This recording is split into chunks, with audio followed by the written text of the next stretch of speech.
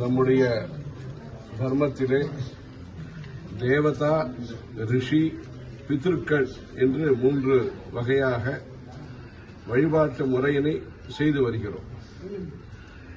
தேவதைகளை புஷ்பங்களால் பூஜிக்கிறோம், அபிஷேகங்கள் செய்விக்கிறோம், கோவில்களை கட்டுகிறோம்,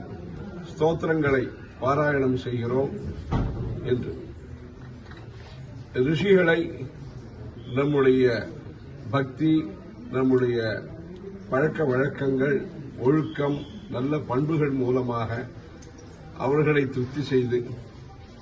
தபஸை விருத்தி செய்து, சேவை என்கிற பாவத்தை விருத்தி செய்து, நாம் அந்த ரிஷிகளுடைய அனுகிரகத்தை, ஆசிகளை பெற்று வருகிறோம். கலாச்சாரம், பண்புகள் என்பதன் மூலமாக, விரதங்கள் என்பதன் மூலமாக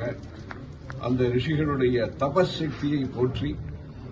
அந்த தபசக்தியை மதித்து நாமும் நல்ல பண்புகளை வளர்த்துக் கொள்ள வேண்டும் என்று நம்முடைய கலாச்சாரத்திலே பழக்க வழக்கங்களை அப்படி அமைத்துக் கொள்கிறோம்.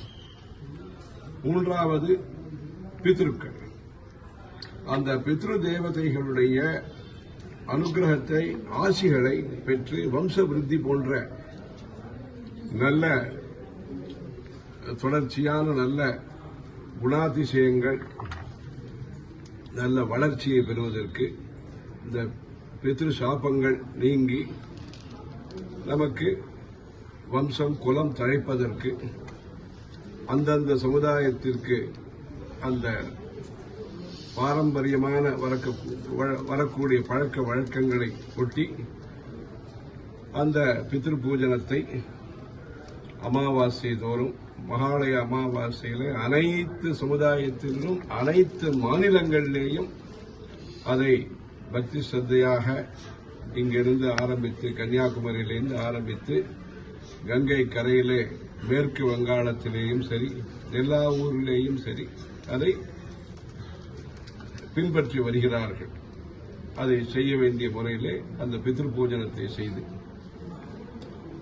பீகார் மாநிலத்தில் இருக்கக்கூடிய கயாவிலேயும் சரி, பத்ரிநாத் இமயமலையில் இருக்கக்கூடிய அங்கு தப்தகுண்டம் என்கிற இடத்திலேயும் சரி, பாதகயா கஷேத்திரம் என்கிற புருஹூதிகா பீடம் என்கிற அந்த ஒரு இடத்திலே, ஆந்திர மாநிலத்திலே, அங்கேயும் குஜராத் மாநிலத்திலே சரஸ்வதி நதி கரையிலே மாத்ருகயா என்பதாக ஸ்திரீகள், முக்கியமாக அந்த ஸ்திரீகள் சம்பந்தப்பட்ட பித்ரு பூஜனத்தை விசேஷமாக மாத்ருகயா என்று அங்கு செய்து வருகிறார்கள். இப்படி அந்த தேவதா, ரிஷி, பித்ரு என்பதிலே தற்பொழுது புதுச்சேரியிலே வேத பாடசாலைகளுக்கு சேவை செய்வது, கோவில்களுக்கு வேண்டிய விசேஷ பூஜைகளை நடத்துவது, இன்று தேவதைகளுக்கும் ரிஷிகளுக்கும் செய்யக்கூடிய சேவையை தொடர்ந்து பிக்ஷாவந்தனம், அது தொடர்ந்து பித்ரு பூஜனத்தின் ஒரு அங்கமாக,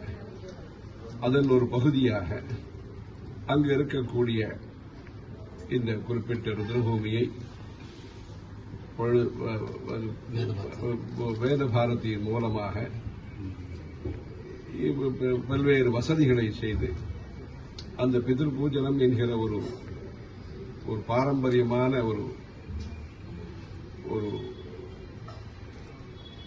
நம்முடைய பக்தி ஸ்ரத்தையோடு, சாத்தம் என்று சொல்லக்கூடிய ஸ்ரத்தையோடு செய்யக்கூடிய பல்வேறு நிகழ்ச்சிகளை முறையாக நகரங்களிலே அந்த காலத்திலே நம்முடைய பெரியவர்கள் சொல்லி பல இடத்திலேயும் சாத்தங்கள் செய்வதற்கான ஏற்பாட்டை வைகை கரையிலே, சென்னையிலே பல இடத்திலேயும் ஆச்சார அனுஷ்டானத்துடன் அதற்குரிய பாத்திரங்கள், அவைகள் எல்லாம் பித்தளை பாத்திரம், வெங்கல பாத்திரம் இதெல்லாம் பண்ணி, இது போன்று பாதுகாமடம் என்று மதுரையில் இருக்கிறது, சென்னையிலேயும் மாம்பலத்திலே, பல இடத்திலேயும் தற்பொழுது காஞ்சிபுரத்திலேயும் விசேஷ ஏற்பாடு செய்யப்பட்டிருக்கிறது. இப்படி இதெல்லாம் பிரத்யாதிக சிராத்தம் செய்வதற்கு இதெல்லாம். இந்த பித்ரு பூஜனத்தை பற்றிய ஒரு விழிப்புணர்வும், அதை பற்றிய பொது அறிவும் தேவைப்படுகிறது. ராமேஸ்வரத்திலே பலரும் சென்று செய்து வருகிறார்கள். இதற்குரிய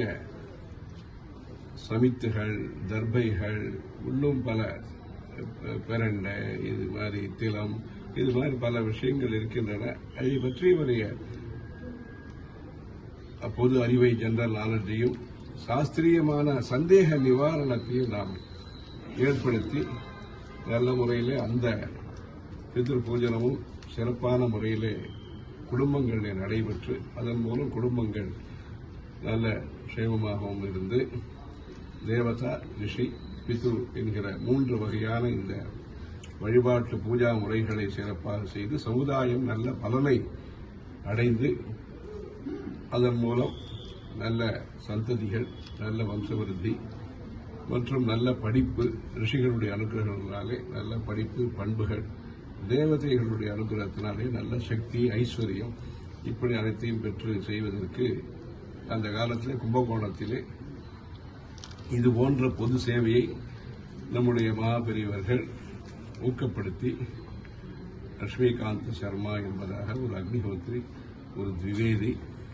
அவரை இதில் ஈடுபடுத்தி பல்வேறு பொது தொண்டுகளை எல்லாம் செய்வித்திருக்கிறார்கள். சமயம் என்பது சமுதாயத்திற்கு சேவை செய்ய வேண்டும் என்கிற ஒரு உணர்வை நம்முடைய பொதுப்பெரியவர்கள் சஞ்சாரத்தின் மூலமாக பல்வேறு உதவிகளை நேரடியாக செய்து இந்து மக்கள் அனைவரும்